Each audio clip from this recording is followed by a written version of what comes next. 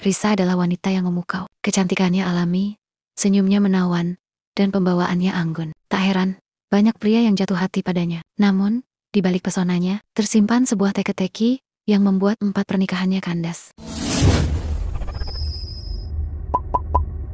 Let's go. Suami pertamanya adalah Arya. Arya adalah pria yang lemah lembut, penyayang, dan sangat perhatian. Mereka menikah setelah saling mengenal cukup lama. Awal pernikahan mereka terasa indah. Arya selalu berusaha membuat Risa bahagia, memenuhi semua keinginannya, dan tak pernah absen memberikan pujian. Namun, seiring berjalannya waktu, Arya mulai merasa ada yang kurang. Risa, meskipun cantik dan menarik, terkesan kurang memberikan timbal balik dalam hal kasih sayang. Arya merasa ia selalu berusaha keras untuk membahagiakan Risa. Namun Risa tampak menerima semua itu sebagai sebuah kewajiban. Di rumah tangga, Arya juga sering merasa kewalahan. Meskipun mereka berdua bekerja di kantor yang berbeda, sepulang kerja, Arya lah yang lebih banyak mengurus urusan rumah tangga. Mulai dari memasak, mencuci, hingga membereskan rumah. Hampir semuanya dikerjakan Arya. Risa lebih suka bersantai, membaca buku, atau menghabiskan waktu dengan teman-temannya. Selain kurangnya partisipasi Risa dalam urusan rumah, ada hal lain yang membuat Arya merasa lelah. Risa sangat terobsesi dengan penampilan. Setiap hari, ia akan menghabiskan waktu berjam-jam untuk berdandan menor, bahkan untuk acara santai di rumah. Ia juga sering membeli makeup secara berlebihan. Bahkan beberapa produk tidak pernah dipakai. Kebiasaannya boros. Uang juga terlihat dari kebiasaannya membeli barang-barang di toko online yang tidak jelas kualitasnya. Arya seringkali menasihatinya. Namun Risa selalu menolak. Kamu tidak tahu apa-apa tentang fashion. Atau ini untuk pekerjaan Arya, adalah alasan yang sering ia lontarkan. Arya tahu, itu hanyalah alasan. Risa hanya ingin memanjakan dirinya sendiri. Dan ia tidak peduli seberapa banyak uang yang ia habiskan. Risa juga seringkali memerintah Arya untuk melakukan sesuatu. Seolah Arya adalah asisten rumah tangganya. Arya, tolong belikan aku ini. Atau Arya, tolong bersihkan kamar. Adalah hal-hal yang sering ia dengar. Arya, yang lelah dengan semua itu, akhirnya mencapai titik nadir. Ia merasa bahwa dirinya tidak pernah dianggap setara, melainkan hanya sebagai alat untuk menyenangkan Risa. Arya tidak pernah mempermasalahkannya secara langsung karena ia sangat mencintai Risa. Namun, lama-kelamaan, ia merasa seperti bukan seorang suami, melainkan seorang asisten rumah tangga. Ia merindukan Risa yang lebih mandiri dan lebih perhatian. Ketidakseimbangan ini memicu percekcokan yang semakin sering. Risa selalu merasa benar dengan caranya sendiri, sulit menerima kritik, dan cenderung mau menang sendiri. Arya yang lelah terus-menerus, mengalah, dan merasa tidak dihargai. Akhirnya mencapai titik nadir. Ia merasa tidak ada kecocokan mendasar dalam hubungan mereka. Meskipun berat, Arya memutuskan untuk minta cerai dan meninggalkan Risa.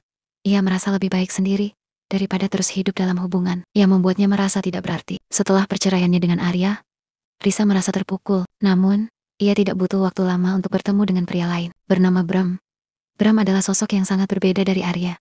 Ia ramah, pandai merayu, dan punya jiwa petualang. Ia berhasil membuat Risa merasa istimewa dengan konten-konten romantis, makan malam mewah, dan liburan mendadak. Risa merasa, inilah pria yang ia butuhkan, seseorang yang bisa membuatnya merasa hidup dan dihargai. Mereka menikah setelah pacaran selama 6 bulan. Awal pernikahan mereka penuh gairah. Namun, seiring waktu, Risa kembali menunjukkan sifat aslinya. Ia tetap tidak suka mengerjakan pekerjaan rumah, lebih suka bersantai dan menikmati hidup. Bram, yang pada awalnya menikmati peran sebagai pangeran bagi Risa, mulai merasa lelah. Ia menyadari, Risa hanya menerima cinta dan romansa, tapi tidak mau berbagi tanggung jawab. Bram juga seorang pria yang bebas dan spontan. Ia suka melakukan banyak hal bersama-sama, seperti memasak, berkebun, atau sekadar menonton film. Tapi Risa sering menolak. Aku capek, atau itu bukan hobiku, adalah alasan yang sering ia lontarkan. Selain ketidakcocokan dalam hobi, masalah keuangan juga menjadi perpecahan dalam rumah tangga. Risa dan Bram adalah pria yang bertanggung jawab. Ia mengelola keuangan dengan baik,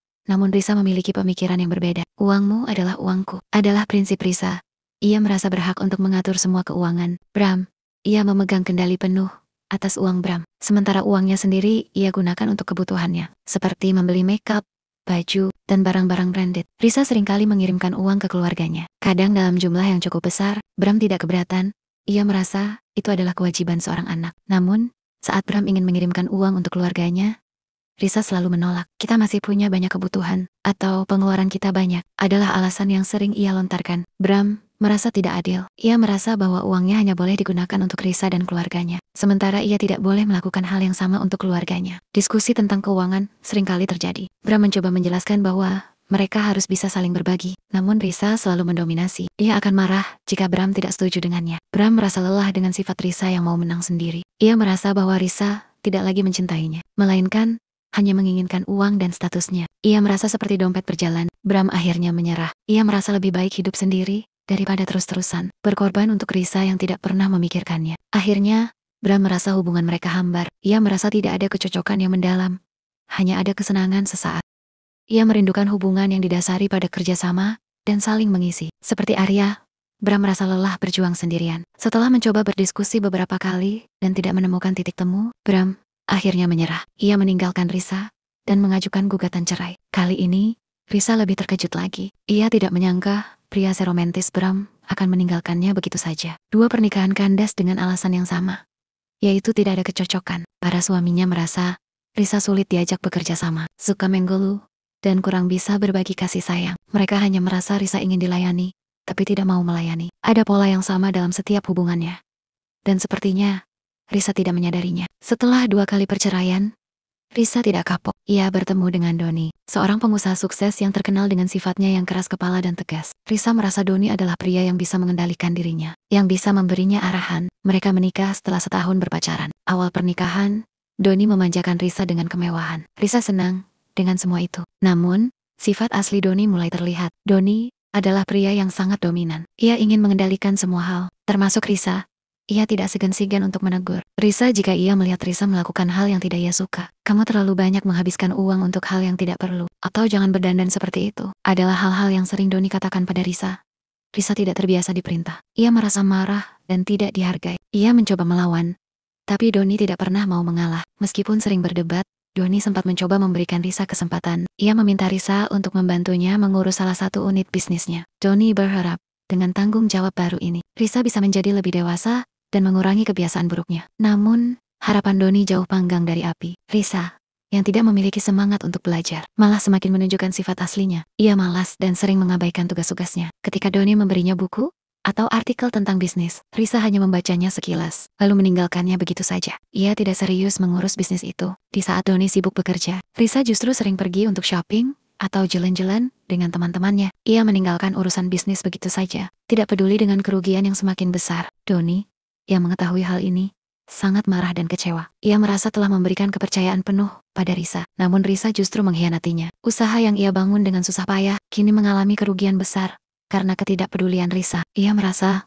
Risa tidak hanya tidak bisa menjadi istri yang baik, tapi juga tidak bisa menjadi partner yang baik. Ia tidak bisa lagi mempertahankan hubungan yang hanya membuat ia sakit hati dan rugi. Doni, yang keras kepala, akhirnya meminta cerai. Ia tidak ingin lagi hidup dengan wanita yang hanya mementingkan kesenangannya sendiri. Doni merasa Risa terlalu kekanak-kanakan, tidak bisa diatur, dan tidak mau mendengarkan. Sementara Risa merasa Doni terlalu dominan, tidak memberinya ruang, dan tidak menghargai dirinya. Pernikahan mereka penuh dengan ketegangan. Mereka sering bertengkar, berteriak satu sama lain, dan menyalahkan satu sama lain. Doni yang lelah dengan hubungan yang tidak sehat ini, akhirnya meminta cerai. Ia tidak ingin lagi hidup dengan wanita yang tidak bisa ia kendalikan. Risa, untuk ketiga kalinya, harus menelan pil pahit. Ia ditinggalkan lagi. Ia tidak tahu apa yang salah dengannya. Ia merasa ia sudah memberikan segalanya, tapi para suaminya selalu meninggalkannya. 3 kali perceraian dengan alasan yang sama, yaitu tidak ada kecocokan. Suami pertama, Arya, tidak kuat dengan sifat Risa yang suka memerintah. Suami kedua, Bram, tidak kuat dengan sifat Risa yang boros. Dan suami ketiga, Doni, tidak kuat dengan sifat Risa yang tidak bisa diatur. Risa selalu berpikir bahwa masalah ada pada suaminya, bukan pada dirinya. Ia tidak pernah menyadari bahwa ia memiliki pola yang sama dalam setiap hubungannya. Ia mau dilayani tapi tidak mau melayani. Ia dominan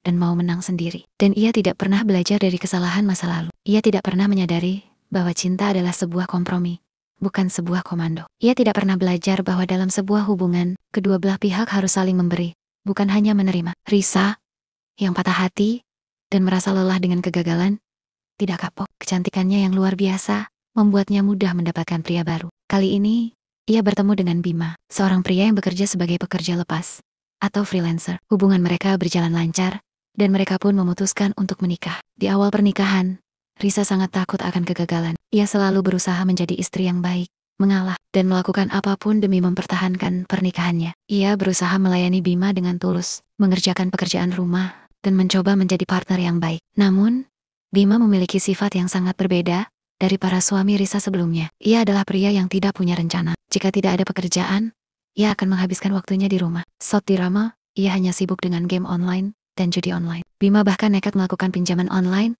untuk memenuhi hasratnya bermain judi. Risa yang mengetahui hal itu sangat terkejut dan marah. Ia merasa Bima sangat tidak bertanggung jawab. Bima juga seringkali minum minuman keras di rumah saat sedang stres. Perilakunya membuat Risa merasa tidak nyaman. Risa sadar bahwa ia telah membuat keputusan yang salah. Ia merasa rugi dan tidak dihargai. Ia telah memberikan segalanya. Namun, Bima hanya memanfaatkan kebaikan dan kekayaan Risa. Akhirnya, Risa memutuskan untuk mengakhiri pernikahan keempatnya. Ia mengajukan gugatan cerai dan meninggalkan Bima untuk pertama kalinya.